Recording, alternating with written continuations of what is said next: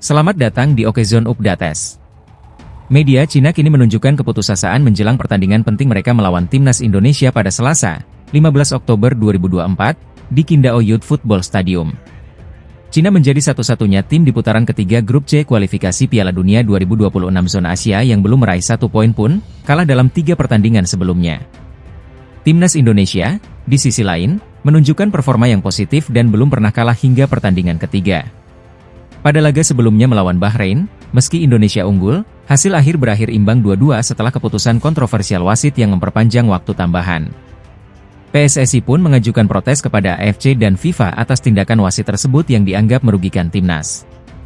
Kini, skuad Garuda sudah berada di Cina lebih awal, mempersiapkan diri untuk melawan tim yang sedang terpuruk. Optimisme tinggi di bawah Indonesia, yang bertekad untuk meraih 3 poin dari tim tuan rumah. Namun, Cina juga menghadapi krisis, terutama dengan absennya striker andalan Wu Lei dan performa buruk mereka dalam 3 laga terakhir. Media setempat melaporkan pesimisme mereka terhadap peluang Cina untuk meraih kemenangan. Kami akan sulit meraih kemenangan, tulis Sohu, menyoroti kurangnya perubahan dari federasi untuk meningkatkan performa tim nasional. Suporter Cina semakin mempertanyakan keputusan federasi yang tidak mengganti pelatih Branko Ivankovic, yang dinilai tidak mampu membawa perubahan. Mereka merasa kehilangan arah dan mengkhawatirkan masa depan timnas mereka. Dengan kondisi ini, bagaimana nasib timnas Cina saat berhadapan dengan Indonesia? Apakah Indonesia akan memanfaatkan kesempatan ini untuk meraih kemenangan? Kita tunggu hasilnya dalam laga nanti. Terima kasih telah menyaksikan Okezone Updates. Sampai jumpa di berita selanjutnya. Hasil imbang harus diterima timnas Indonesia saat bertandang ke markas Bahrain dalam laga ketiga putaran ketiga kualifikasi Piala Dunia 2026 zona Asia Grup C. Pertandingan yang digelar di Stadion Nasional Bahrain, Riffa, pada Kamis, berakhir dengan skor 2-2. Indonesia sempat unggul 2-1 melalui gol Ragnar Oratmangoen di akhir babak pertama dan Rafael Struijk di menit ke-73.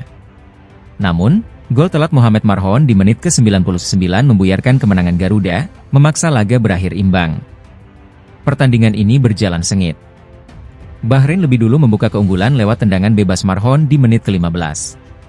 Namun, Indonesia mampu menyamakan kedudukan lewat gol Ragnar Oratmangoen di menit tambahan babak pertama.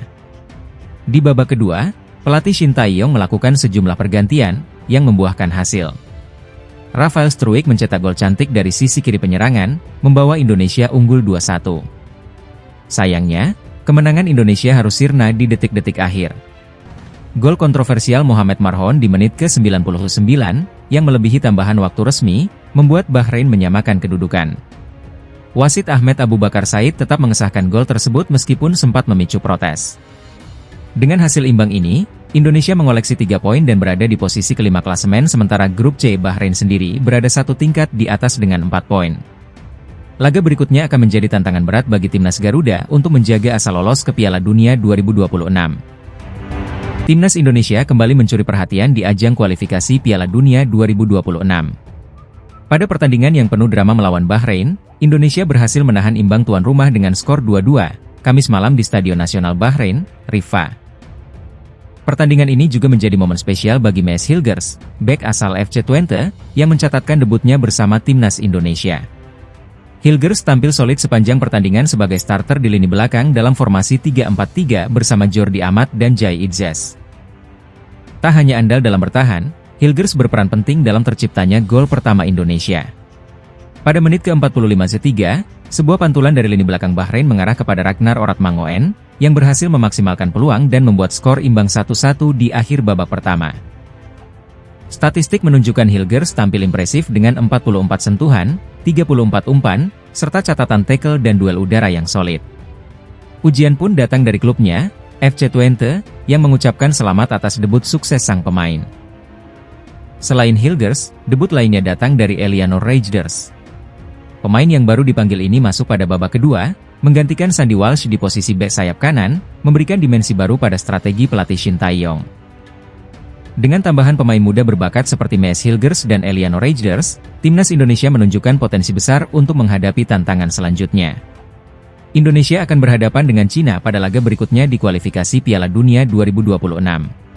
Timnas Indonesia tertinggal 0-1 dari Bahrain dalam pertandingan yang berlangsung di Stadion Nasional Bahrain pada Kamis, 10 Oktober 2024. Gol satu-satunya di babak pertama diciptakan oleh Mohamed Marhon pada menit ke-14 lewat skema tendangan bebas. Tendangan kerasnya melesat temistar atas sebelah kiri gawang Indonesia dan masuk ke sisi dalam garis gawang. Martin Paes, yang menjaga gawang Timnas Indonesia, hanya bisa terpaku melihat bola masuk. Tak hanya gol, pertandingan ini juga diwarnai tensi tinggi.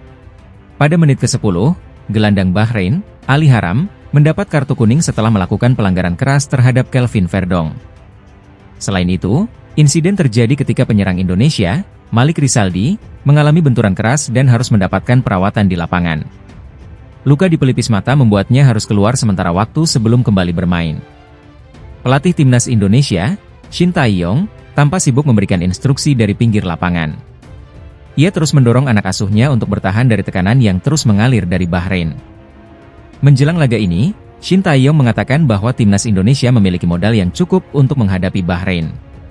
Saat ini, Bahrain berada di posisi ketiga klasemen sementara grup C dengan 3 poin, sementara Indonesia di posisi keempat dengan 2 poin. Jelang laga melawan Bahrain, Martin Paes mengutarakan mimpinya bermain untuk Timnas Indonesia di Piala Dunia 2026. Sang kiper berusia 26 tahun telah menjadi bagian dari Timnas Indonesia sejak bulan lalu dan tampil apik dalam 2 laga pertamanya, membantu skuad Garuda meraih 2 poin melawan Arab Saudi dan Australia. Namun, kondisi Paes dirisaukan jelang laga kontra Bahrain pada Kamis, 10 Oktober 2024, esok karena cedera pergelangan tangan. Meski tidak terlalu parah, cedera ini cukup membuatnya absen dalam 2 laga terakhir FC Dallas. Paes berbicara tentang mimpinya bermain di Piala Dunia 2026 yang akan diselenggarakan di Amerika Serikat, negara tempat ia berkarir bersama FC Dallas. Saya pikir ini adalah mimpi yang indah. Kami harus memiliki tujuan besar, untuk meraih bintang, kata Paes. Bagi saya, Piala Dunia 2026 di AS akan menjadi lebih istimewa setelah melihat bagaimana liga dan popularitas sepak bola berkembang di negeri ini.